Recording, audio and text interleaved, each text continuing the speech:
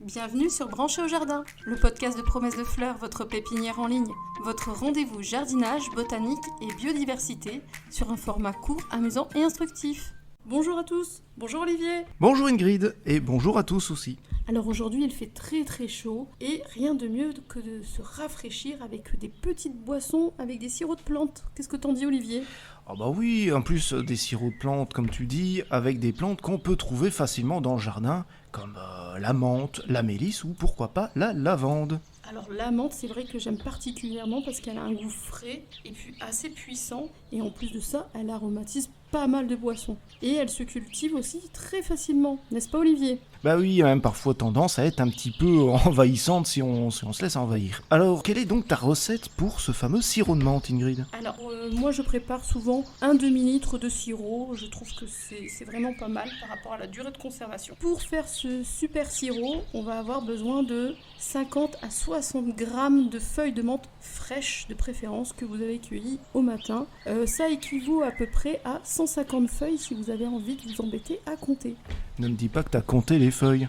Si, bien sûr. Alors effectivement, moi ma grand-mère me disait de cueillir tout le temps les plantes plutôt tôt le matin parce que c'est à ce moment-là qu'elles sont vraiment gorgées de nutriments, qu'elles sont gorgées de goût.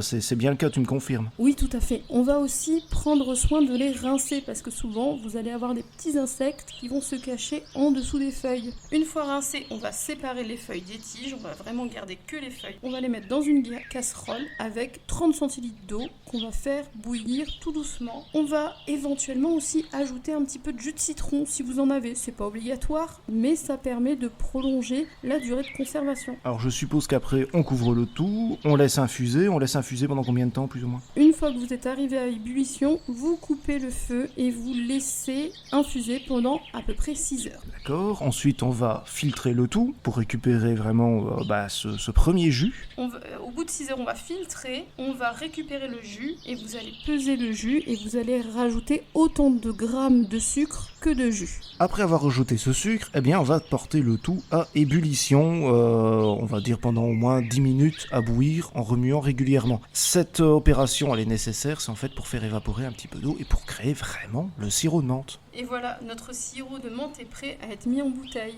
Alors attention, il faut bien le mettre dans une bouteille stérilisée. Comment on stérilise une bouteille ? Il suffit de la plonger 2-3 minutes dans l'eau bouillante. Alors une fois que votre sirop de menthe est fait, alors pas d'inquiétude, il va être brun caramel, c'est normal, c'est la couleur d'un sirop de menthe tout à fait normal et naturel. Et oui, on n'aura pas un beau vert flashy comme on peut avoir dans les magasins. Exactement.